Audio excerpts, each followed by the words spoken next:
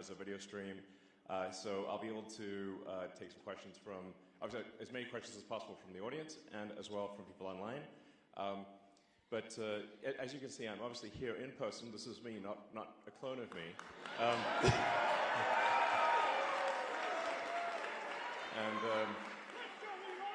And the reason I'm here in person is because Pennsylvania is so important to the future of the world.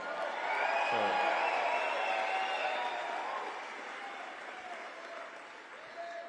you know, you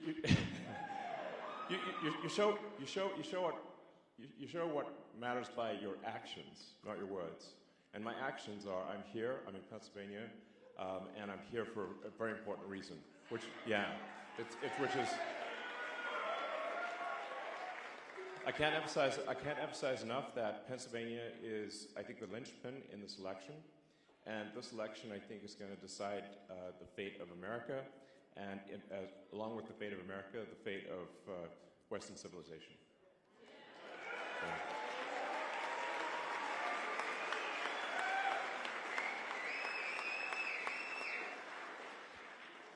And I think the things we all want are simple, sensible, I think common sense things. You know, we obviously want secure borders. We want safe cities. You know, sensible spending, so that we don't have crazy inflation. We want freedom of speech. We want the Constitution to be upheld. And you know what? I'm being told at times that these are like right-wing values. I'm like, are you insane? This is literally the fundamental values that made America what it is today.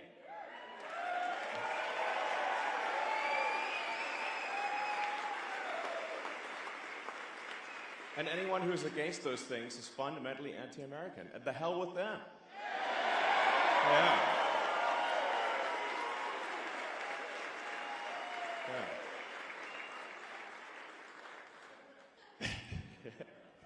I see I'm getting a lot of agreement from everyone in this room. So, yeah. So, and you know, I actually lived in Pennsylvania for 3 years, by the way. I'm no stranger to the state. I lived in the city for 3 years. I went to school here. So, you know, so I know the state. I'm not some, you know, just arrived situation. You know, I've been here, spent 3 years of my life here. So it's a great state. Love it. You know, and yeah, yeah, it was awesome. But you know, the thing is, like I was talking to friends of mine who, like when I went to Penn, it was very dangerous at the time. But everyone thought it would get better it would get better as the years went on. You know, one of the issues was like students would get killed from time to time, and that's pretty bad, obviously. And I was talking to someone who recently graduated from Penn. They said, actually, it's worse. And I'm like, it's worse? What the hell is going on? You know? It's like, yeah. Well, yeah. I mean, the reality is that if someone is a violent criminal, you know, where they either are unable to control their violence or they like it, if you do not incarcerate them, they will hurt people. That's what it comes down to.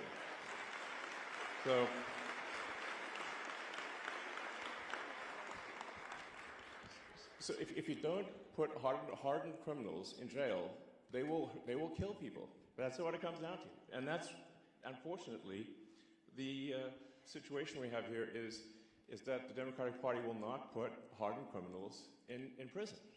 And so they roam free, and they prey upon you, and your kids, and your family, and your friends. This is insane.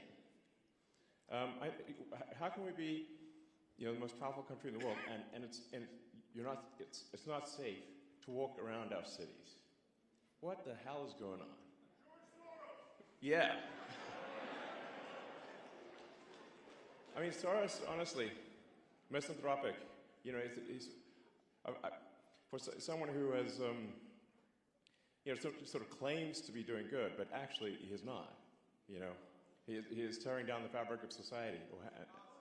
So terrible. Yeah. But I think it's just unbelievable that like you should be able to feel safe walking around American cities. And it's not just, Philadelphia has a challenge, New York has a challenge, every major city in the US. Like my mom lives in New York, for example. 3 of her friends have been assaulted on the street this year. It's like, and it's getting worse.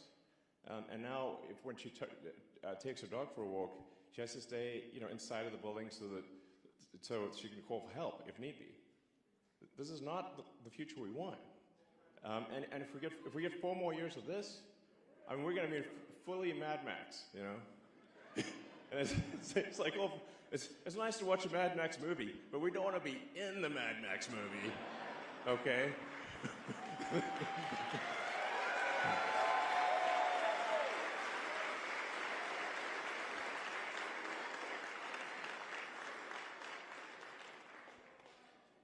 So yeah, and then the whole border thing is just insane. I always want to try to figure out what is the truth of the matter, what's really going on. So on the border situation, it's like, is it real or is it not real? So I went there in person, and I just literally live streamed what I saw. And our border looks like World War Z. Okay, it's like zombie apocalypse. It's insane. So this is, if you don't have a border, you don't have a country. Yeah, I mean, we're just saying, like, we have to have real borders, or if you don't have real borders, you don't have a real country. And obviously, as someone who's an immigrant, I'm pro-immigrant. I just want to make sure that people who come here are going to be assets to society, and that they're going to raise our standard of living.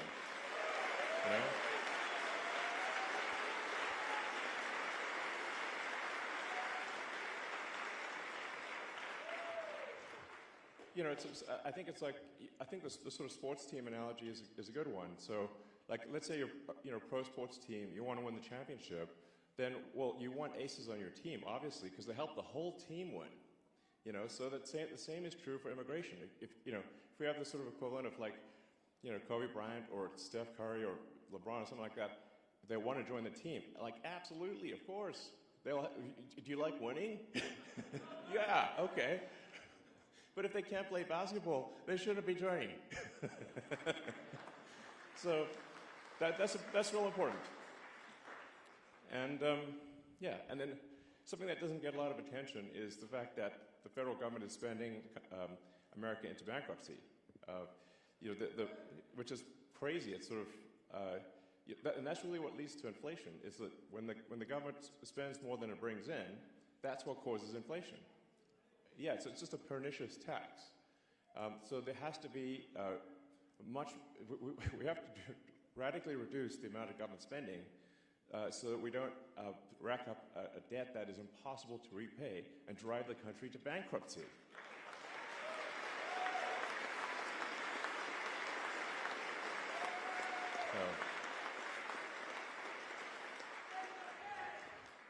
I mean, just basic stuff, really, These shouldn't be controversial topics. It's just like normal. Common sense, exactly. And you're seeing all these attacks on freedom of speech, and they're like attacking me for freedom. It's like, yo, that's the First Amendment, like literally the first one. Tells me it's a high priority. And the reason they had the First Amendment was because the countries people came from, if you spoke your mind, you'd be imprisoned or killed. That's why you have it. That's really important. And then the right to bear arms is also really important. That's there to protect,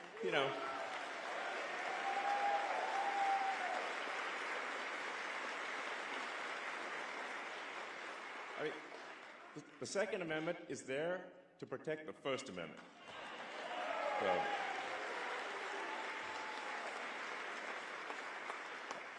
as soon as the government can disarm the people, they can do anything they want.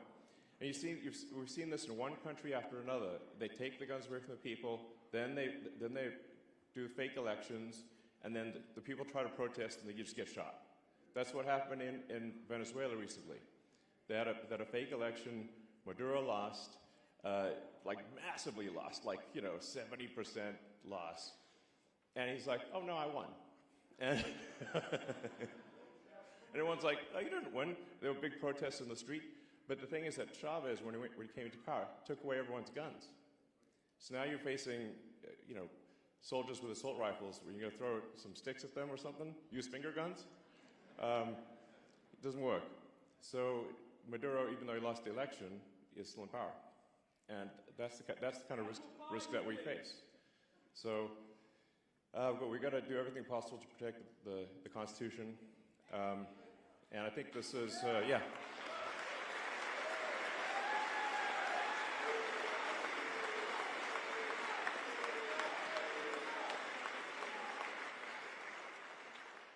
So for all those reasons, that's why, after thinking about it hard, it was very clear to me that Donald Trump has to win this election. It really does.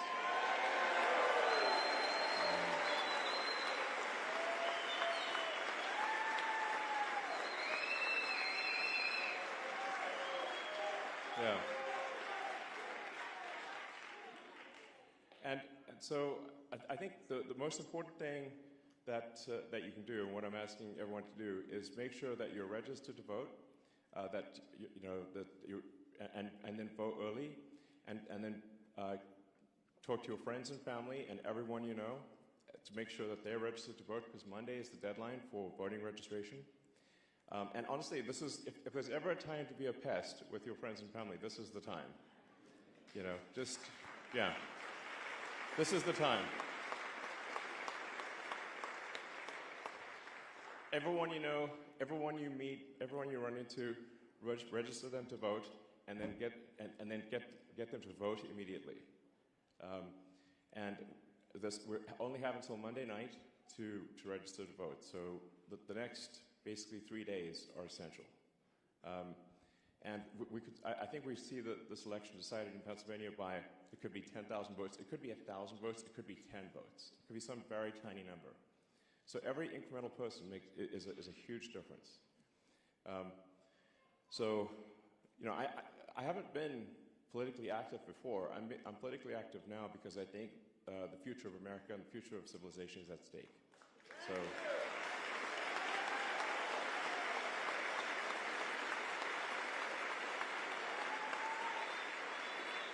Yeah.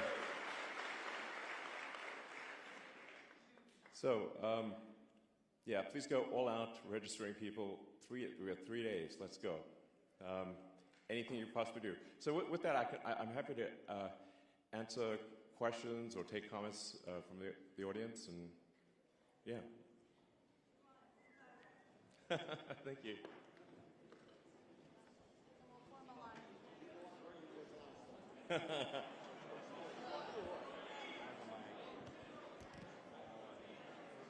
We'll do one question per person, okay? Yeah, I have the mic. Yeah. Where's the line? All right. Here. Elon, first of all, welcome to Ridley Township, Thank you.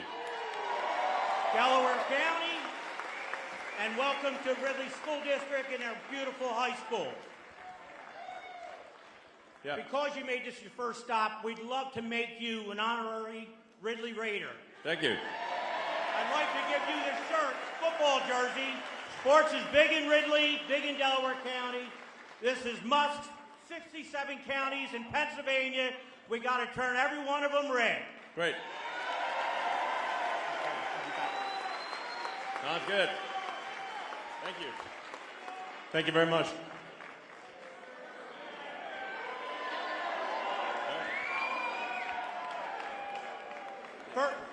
First question is, what can all of us here, everybody in this auditorium, everybody watching the live stream, what can we do now to make sure we get Donald Trump across the finish line in Pennsylvania and everywhere else in this country? Yeah, it's fundamentally for the next 3 days, just everyone needs to focus on registering friends, family, acquaintances, everyone you know. Because if you're not registered by Monday, that's why I'm being sort of repetitive about this and really emphasizing this. Anyone not registered by Monday evening, or if they're registered incorrectly, their vote won't count. They won't be able to vote. So we got 3 days. It's all about registration, registration, registration, registration every single day. And like I said, this election could be decided by a handful of people. It could just be that a little bit of extra effort on voter registration decides the entire future of civilization. So that's why I'm saying, man, this is, if there's ever a weekend to spend going hog wild on registration, this is it. Yeah. Whoa!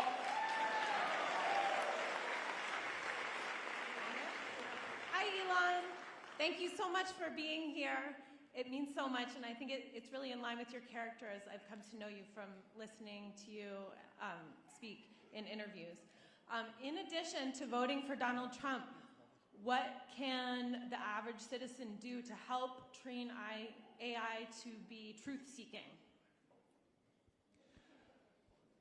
Well, I think definitely, publicly pushing to ensure that AI is truth-seeking and is not sort of politically correct or which means factually incorrect.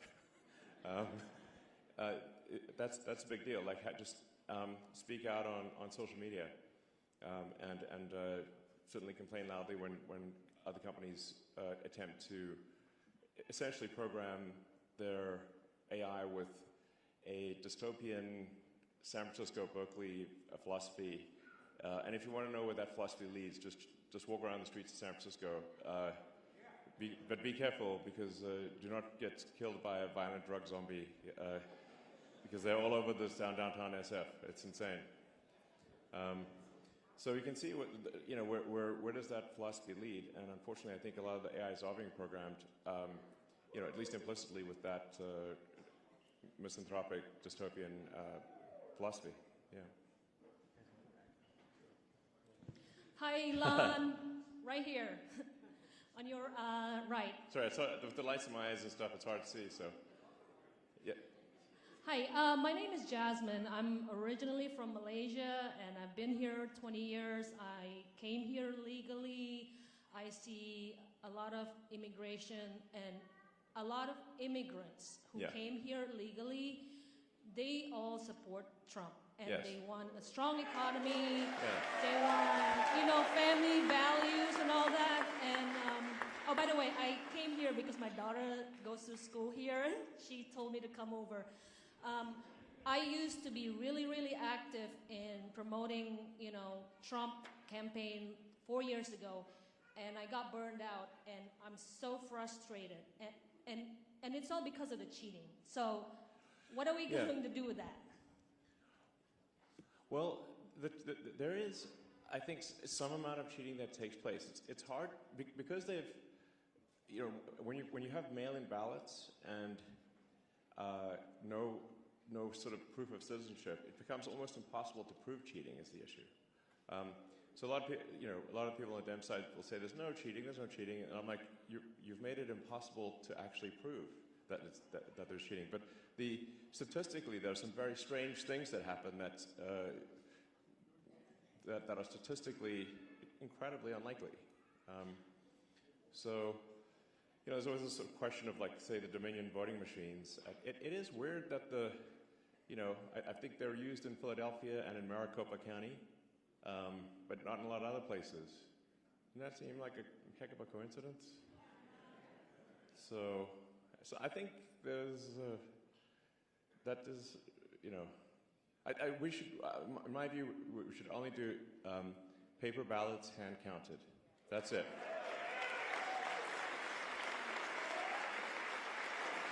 I mean, I'm a technologist. I know a lot about computers, and I'm like, the last thing I would do is trust a computer program, because it's just too easy to hack. It's too easy to add just one line, and it's really difficult to hack paper ballots. So, in-person voting with proof of with ID, which, by the way, every country has. I mean, like almost every country that has democratic elections requires in-person voting with voter ID. This is weird. It's super weird to not have that. I think that's the only way to effectively address fraud. Given that we are today, I think we just need a very big margin of victory.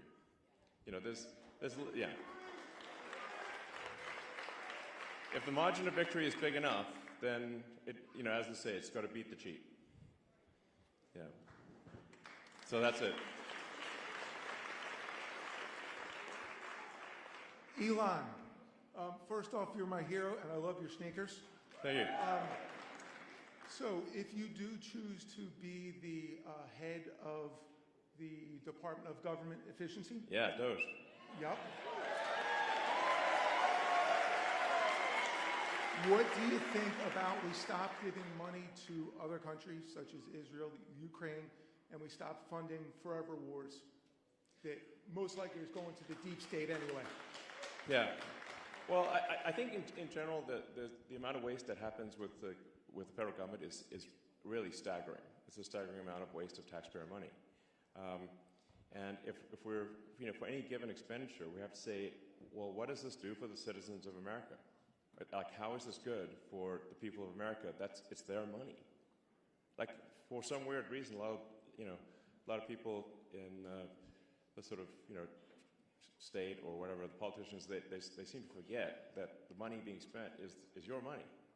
And if it's not being spent in a way that is beneficial to the American people, it's a misuse of the funds. So, yeah. I mean, there's a lot of money that's being spent where sort of illegals are getting more benefits than citizens. And, like, what the heck is that? That doesn't make any sense. Yeah. Hi, Elon. So as we bring government spending and look inward to our country, I am a government employee. I care about innovation and efficiency. With your vision for a Department of Government Efficiency, what can we do? How can we support you? And also, how can we spotlight the needs of people in North Carolina? The body count is abnormally underreported. What can we do to press on that and to support people within our country? Sure. Well, I do think that government efficiency is not simply about reducing the size of government, but making sure that there are incentives for excellent work. So if somebody's whatever you incent will happen. So if you have incentives for excellent work, and by the same token, if someone's not doing excellent work, they're exited. Just like normal. It's really what happens in a properly functioning company is that you reward, or think of a sports team. The players that are doing well, they get rewarded, and the players that are not doing well, they exit the team. And that should just be how it works. And I think that'll have a profound effect on the effectiveness of government, because so whatever you incent will happen. So if the incentives are aligned with saving people in North Carolina, then that's what will happen. But if you have a sort of a failed response to the disasters, to the hurricane disasters, and no one even gets fired, well, okay, what do you expect? No one's going to take action. So people if there's a track record of failure, you have to exit the people who failed. Otherwise, people will look around and say, well, I guess I don't need to do anything because, nothing bad happens to you, even if you do a terrible job and people die, which is insane. So. Hi, Elon. Can you tell us about your trip to Israel? Yeah. It was a very moving trip. So, it's a very moving trip. Definitely one of the toughest regions to, like, how do you, what set of actions result in the greater good in Israel? I mean, obviously, you cannot have people who, if they want to slaughter everyone in Israel, you got to stop that. There's no way.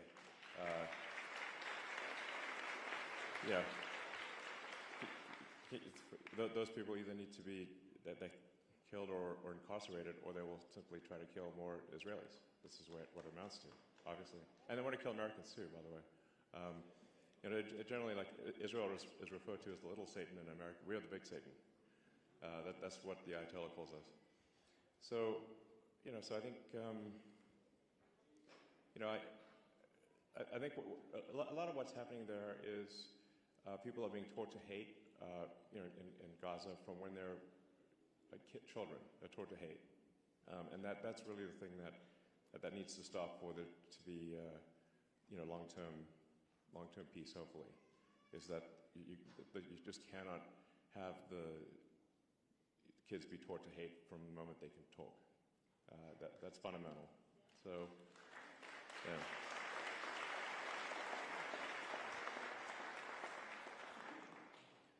So, so I think there's it's kind of a three-step process there, which is, I've mentioned one has to do the difficult thing, which is to... Yes, eliminate Hamas, exactly. And then,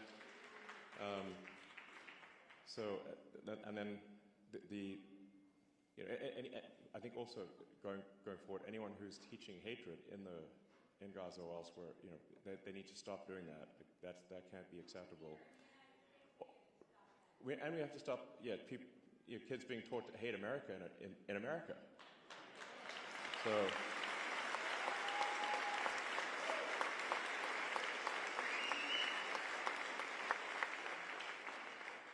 And then the third thing that's also very important is that there has to be economic prosperity in Gaza. So this is very difficult. It's like, how do you sort of, after terrible things have been done, you then have to sort of, you have to bring prosperity to Gaza, and that's the thing that will ensure, provided kids are not taught to hate and there's long-term prosperity, I think there will be peace in Gaza. And we see an example of that after World War II, where with Germany and Japan, they were defeated. They obviously did terrible things, but changed the education system.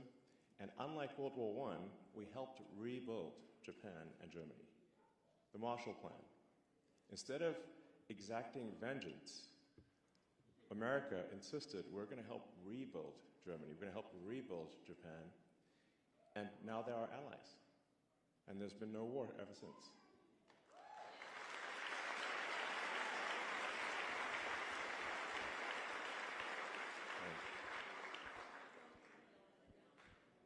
And I want to say congratulations on the successful redocking of your rocket. Big deal.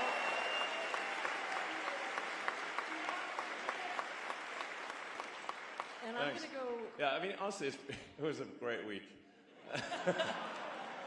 We had the Tesla sort of cool autonomous car and robot stuff, which I think is going to be really, really great.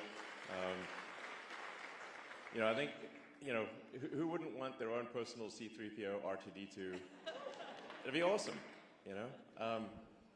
So I think that we're going to build some awesome helper robots and autonomous cars, and then this is a good day. Fate is smiling upon us here. Thank you. And we caught the rocket, which is just totally nuts. You see that rocket booster? It's the largest, heaviest flying object ever made, and it just got caught by Mechazilla arms. Kind of like Karate Kid, but bigger. Catch on the fly with the chopsticks. My question is: do you think there is a shadow government behind the Biden-Harris administration? I mean, well, let me put it this way: it's not Biden. We know that for a fact. Okay. The dude's barely got 2 functional neurons, so it's like, and he just seems to be at the beach a lot, and he's obviously not in charge. So I mean, when the polls started going low on Biden, he was saying, oh, he's staying in the race, but then I guess the real powers that be told him he's not. It's so who is it that's behind him? We know Obama, okay, but Obama. I mean, I'm just as curious as you are. It is. As far as I can determine, there isn't any one sort of puppet master. It's more like there's 1,000 or I don't know, a lot. But I mean, I'd like to talk to them to understand more about. Listen, what are your goals, puppet masters? I'm just curious. I mean, maybe I agree with some of them. It's possible. But it's just obvious that Biden's not in charge. It's obvious that Kamala's not in charge. I mean, they just replaced the Biden puppet with the Kamala puppet. Very obviously. And it's, you can tell, like, if the teleprompter stops working, then the puppet breaks. And it's like, oh. the puppet just starts looping because the teleprompter broke. I don't have a teleprompter. I can just talk like a normal human.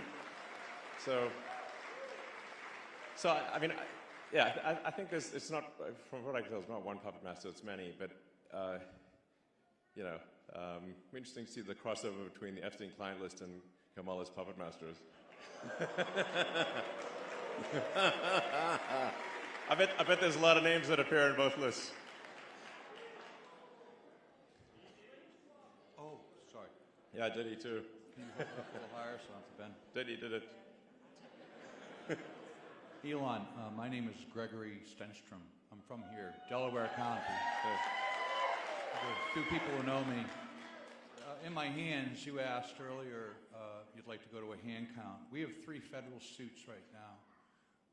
One, because we know for a fact, and we have proof, that the election code in the machines in Dominion and Harlingen Civic are fraudulent here, right here in Delaware County. The Secretary of State for their elections, Jonathan Marks, admitted this in court last week. Wow, he did? In court, on a transcript. I didn't read about that. For some reason, Well, of course you didn't. For some reason, the How many people the here know legacy me? media forgot to report about that one. How many people here know me? Quite a few. I mean, I usually keep up with these things, and I did not know that. Well, we're also co-defendants. Leah Hoops and myself, also from Delaware County, were co-defendants with President Trump and Rudy Giuliani in a defamation suit where we proved over 952 days that there was massive election fraud in 2020. We proved it in court. It's a matter of public record. We also have the proof that the election machines that are currently being used are fraudulent. We have videos right now that I can show you of ballot boxes being stuffed here in Delaware County, Montgomery County, Chester County, and across the state. Okay. We have that video. We have submitted this to the federal courts in 3 federal cases. We have a SCOTUS case right here. Yeah. And the SCOTUS case is just simple. It asks the DOJ to rescind their policy not to investigate election fraud. Which seems crazy. We are being blocked. Yeah, I mean, this blocked. DOJ is doing a great. I don't know. Just take the J out of the name. You know. What do you think? Department of Injustice. What I'd like you to do, Elon, is I don't want to take too much time, and I know this is kind of a shock, but we have a book here, Parallel Election. I have the Supreme Court case, Yeah. and I have the federal suits here. We've called your people. We've called the people who are supposed to be helping. We have hundreds of people right now ready. Yeah. They're out taking videos. They're training poll workers, and we are not getting support from many of the people in the first front rows here. And their pictures, if you want to know who they are in this book. Well, let's. What I recommend is to post content on the X platform, and then people can argue and say it's right or wrong, but you know, if you have videos or evidence, then post them publicly on social media, and then people can you know, judge for themselves. Exactly. Okay, great, excellent, thank you. But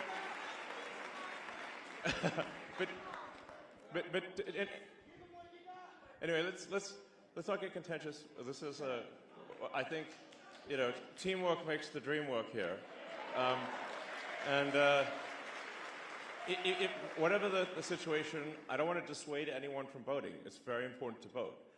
So you know, any actions with respect to voting machines and whatnot, we certainly want to put them under intense scrutiny, but.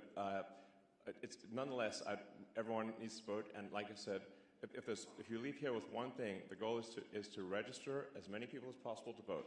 That is the goal, and we only have until Monday night. That is the goal. One mission, bam.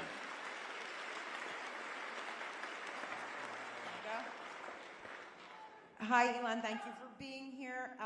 First, I want to thank you as somebody with a spinal cord injury for being innovative, because not many people are. I won't take up the time, but 18,000 people a year are injured. So thank you. But Absolutely, and I'm hopeful that Neuralink can do a lot. Actually, initially providing the ability for anyone who's lost the brain-body connection to be able to interface with their phone and computer faster than a human with working hands, which is, I think, really cool. But down the road, I think it'll be possible to restore a whole body functionality. If you have a Neuralink in the motor cortex that then shunts past where the neurons are damaged in the spine, I'm confident that long term you can actually restore people's ability to walk and use their hands.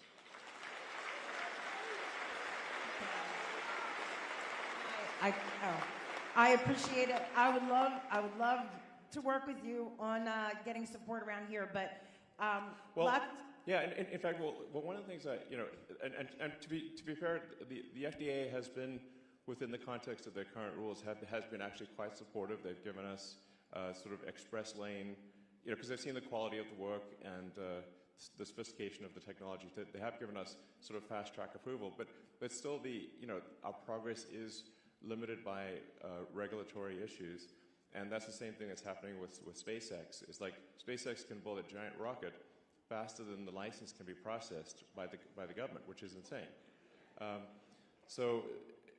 should mention, like, one of the most fundamental things about me supporting, and maybe the biggest showstopper of all for me, in terms of why I feel Donald Trump must win, is that we have to have sensible regulations. We have so many regulatory. Last time I checked, we have 428 agencies. There's more than an agency a year has been created since America was a country. It's like we've got almost twice as many agencies as years that America has been a country, which means an agency has been created. There's like sometimes two new agencies per year created, which is just madness. So America is being smothered by overregulation. It's like I call it slow strangulation by overregulation. That's the. Yeah. I would like to ask about natural gas and lithium. That's kind of what. Pennsylvania is rich of natural resources and fracking gas and lithium, which could benefit not only our state, but our entire country. However, many residents, and I have to be honest, along 350 miles of Pennsylvania had real challenges like eminent domain and the destruction of water sources, such as what happened with the Mariner East pipeline. How can we ensure that while utilizing these resources, we work closely with local governments and residents without the federal government overreaching and forcing land from homeowners? Effective communication with citizens and their involvement in these decisions is crucial. What role do you see for technology or private industry in making sure that this process is transparent and fair? Because believe you me, lots of people were forced with eminent domain and aquifers poisoned all across Pennsylvania, including our veterans. And this has been a real problem since 2016. So we want to support our workers and use our gas, but we need to be careful of what we're taking from people who've lived here, families for centuries. Certainly, I believe in sensible regulation. So, what I see happening is that there are all sorts of there's a mountain of rules that actually don't benefit people, and then there's missing rules that do benefit people. So it's this bizarre Kafkaesque nightmare of regulations where ultimately the good of the people is not served, and we get regulatory delays for things that are fake. Meanwhile, bad things are allowed to happen simply because someone filled out the paperwork and gamed the system. So that's what I mean. It's when I say the Department of Government Efficiency, I mean addressing any issue which is not in the interest of the people, and we do need to at times fight against what large corporations are pushing for, because some of them are very short term. And some large corporations do bad things. Corporations are like people. Like some people are good people. It's like, some corporations are good, some are sort of middling, and sometimes some corporations are bad. And it's just like people, is the way to think of corporations. So we've got to stop the corporations that want to do bad things, make sure they're doing things that are in the interest of the people. And then corporations that want to do good things, they shouldn't be slowed down by smothering regulation.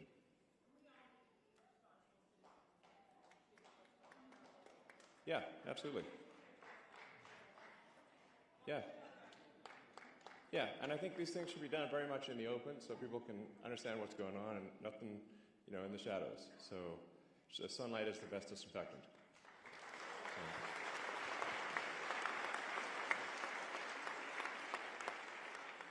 Hey, Elon, how are you? I'm Rob.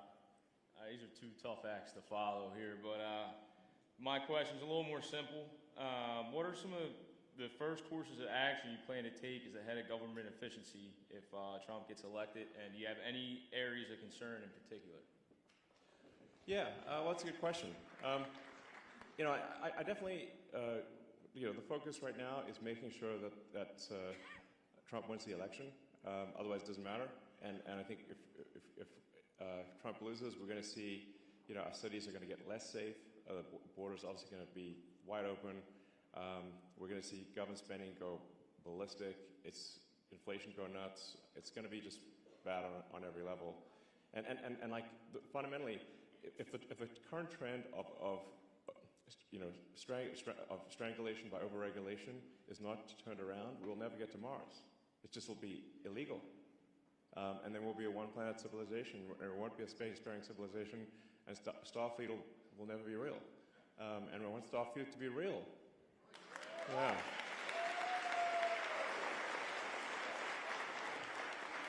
So, I've had quite a bit of interaction with the government, because SpaceX is the biggest NASA contractor, actually. Does a lot of work for NASA. And I'm a big fan of the agency, by the way. But there's, there are expenditures that don't make a lot of sense, that are wasteful. And we need to put a stop to that.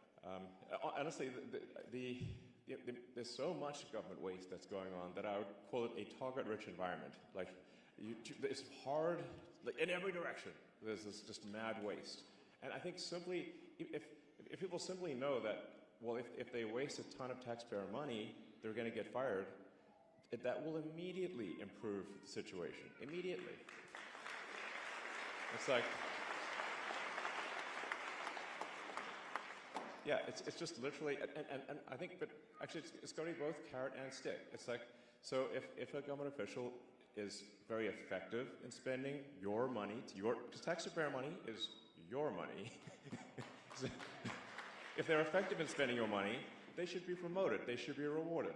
And if they waste your money or do something that's basically corruption, they should be fired. Obviously, they have a duty to spend your money well. Yeah. Hey, Elon. As a veteran who was deployed because of a lie that was told 21 years ago, it's a lot of lies, man. Yeah. This is a lot of lies.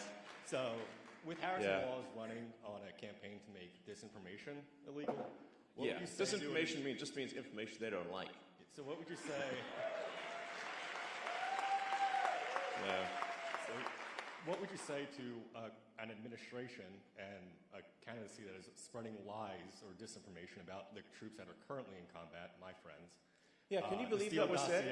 And Hunter Biden's laptop, president's decline, and so on. Yeah, I mean, during the Trump-Kamala debate, she said there was no active duty soldiers out there. I'm like, I know a whole bunch of them.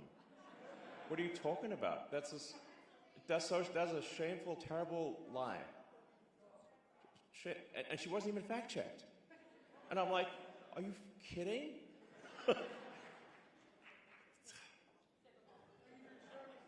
I mean, yeah, thank you.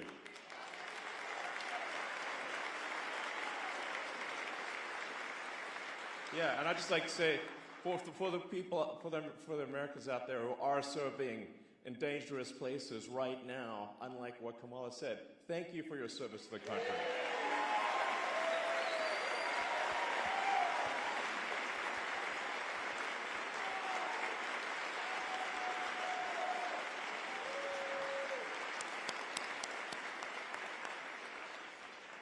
Elon, thank you for stepping up to help America when you don't have to. Like, you could be on an island right now. Yeah. Yeah, you know, I could be, you know, yeah, I have a lot of jobs. No, it's true. I mean, there are, you know, a lot of people I know who are on a yacht, sipping a Mai Tai, whatever, in an island, you know, and, you know, that is a thing I could be doing. But I think I can't do that if I think the future of civilization is at stake, which I do.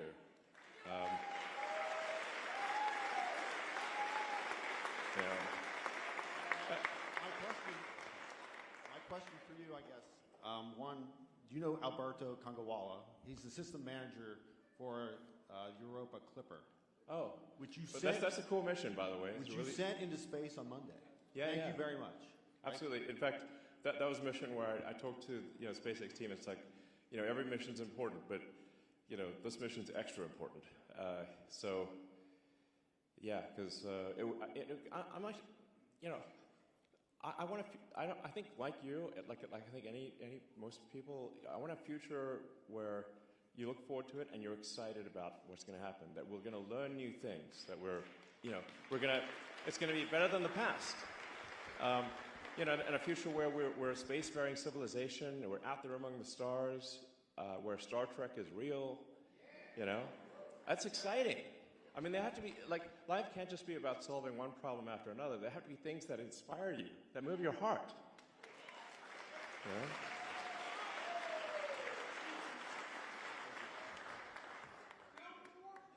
Hi, Elon. Yeah, that's a hard one to build, but at some point we should build a warp drive. But you know, but even without the warp drive, the Starship, the rocket made by SpaceX, is capable of building a city on Mars and a city on the Moon. That's what it's designed to do. But we're being massively slowed down by regulatory molasses. I mean, I'll tell you, like, a crazy thing. Like, we got fined $140,000 by the EPA for dumping fresh water on the ground, drinking water. It's crazy. Like, I've seen an example of just how crazy it is. And we're like, well, we're using water to cool the launch pad during launch. You know, we're going to cool the launch pads that doesn't overheat. And in an excess of caution, we actually brought in drinking water, so clean, super clean water. And the FAA said, no, you have to pay a $140,000 fine. And we're like, but we let Starbase is in a tropical thunderstorm area. Sky water falls all the time. That is the same as the water that we used. It's lots of sky water. So, and it's like, we didn't actually, there's no harm to anything. And they said, yeah, we didn't have a permit. We're like, you need a permit for fresh water? Are you, what? Yeah, it's just totally crazy stuff like that. And then they said if we don't pay the fine, they're not going to process any of our future applications. So they're like, this is the kind of crazy stuff we're dealing with. Yeah. So.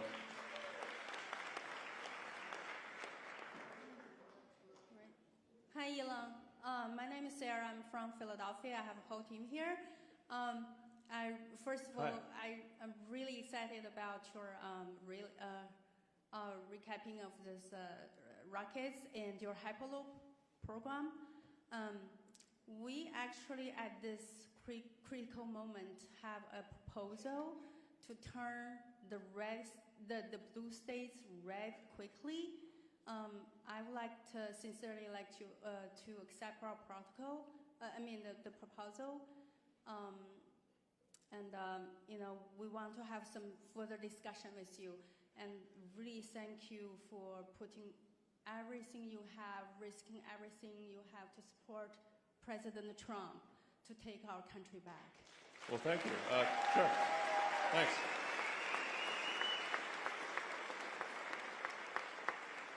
Thank you.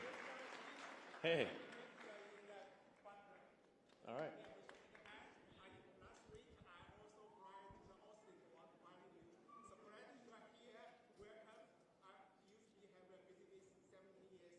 Great. All right, sounds good. All right. So, yeah. Well, I'll take a few more questions and then wrap it up.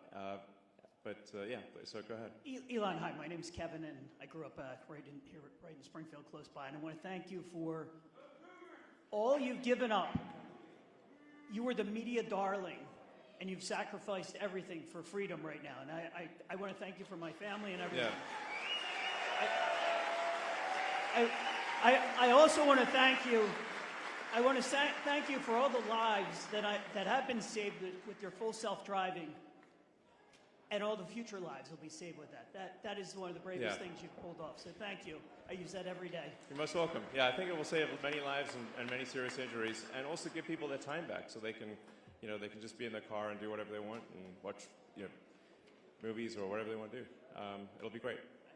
I absolutely agree. My question for you is, and this is a very confusing thing in Pennsylvania, do you think that we should, as a voter, vote in person, wait until voting day to vote in person, or do a mail-in ballot right now?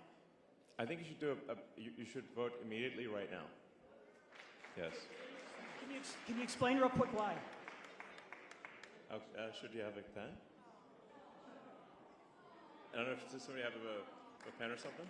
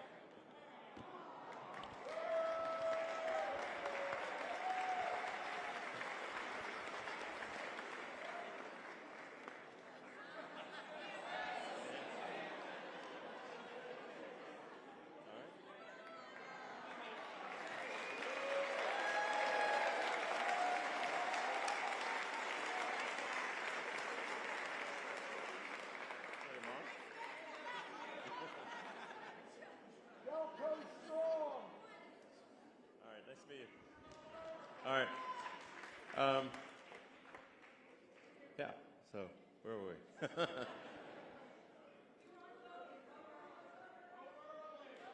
Oh yes, vote. Yes, register and vote early. Yeah, it's. I would say vote immediately. So. Yeah, you're welcome. All right. Well, I'll take one more question and then we'll call it a wrap. Yes. Okay. Elon, this is Matt here. Elon, this is Matt from East West IT Services here, and I'm the chairman for the Pennsylvania Chinese Coalition. We have more than 40 Chinese groups and also different kinds of associations. And I'm from Philadelphia. We are the team, and I want to know, could you give us Pennsylvania swing state, especially in Philadelphia, there's a lot of Democrats. So could you give us three top reasons why people should vote for Donald Trump? Sure. Well, the reasons that resonate are going to be different depending on who you're talking to. But I think the ones that resonate for me at least are, we want safer cities, we want a secure border, we want sensible government spending, we want support of the Constitution and the right to, freedom of speech, right to bear arms, and that's what Donald Trump is going to do. So.